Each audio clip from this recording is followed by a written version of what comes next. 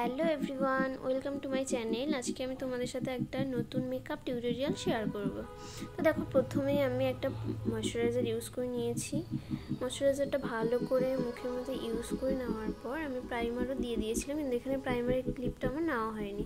তো তারপর আমি ফাউন্ডেশন ইউজ করে নিয়েছি। এটা আমি দিয়েছিলাম সুইস বিউটির একটা ফাউন্ডেশন ছিল। এরপর আমি আমার আইব্রোটাকে করে নিয়েছি। আইব্রোটাকে করে আমি আইব্রোটাকে ভালো করে শেপ দিয়ে নিচ্ছি। একটা কনসিলার ইউজ করে নিচ্ছি আইব্রোর লোয়ার লাইন আপার লাইন দুটোতেই।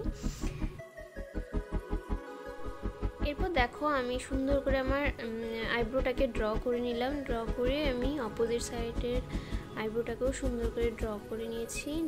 এখানে একটা কনসিলার অ্যাপ্লাই করে নিয়েছি। তো এরপর দেখো, আমি আই মেকআপটা করে নিচ্ছি। ফার্স্ট আমি বেসটা করলাম। বেস করে দেখো লোয়ার লাইনে শ্যাডোটাকে অ্যাপ্লাই করে নিলাম। আর লোয়ার লাইনে অ্যাপ্লাই না করলে না আই শ্যাডোটা ঠিক আই মেকআপটাকে বেশি একটা ব্রাইটনিং লাগে না। তো ওর জন্য এরপর দেখো আমরা একটা শিমারি কালার দিয়ে সুন্দর করে আই মেকআপটাকে সেট করে নিলাম। সেট করে আমি একটু লুজ পাউডার ইউজ করে নিয়েছি ফেসে।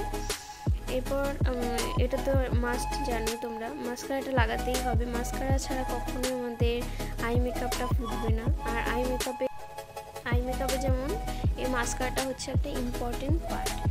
তো এরপর দেখো, আমি একটু হাইলাইটার লাগিয়ে নিচ্ছি। ব্লাশটাও লাগিয়ে নিয়েছি আগে, ব্লাশের ক্লিপটা হয়তো এর আগে চলে গেছে। যাই হোক, আমি ব্লাশ লাগিয়ে এরপর হাইলাইটার লাগিয়ে নিচ্ছি।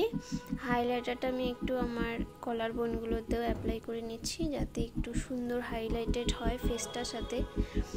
যাই হোক, এরপর দেখো আমি লিপটাকে করে নিচ্ছি।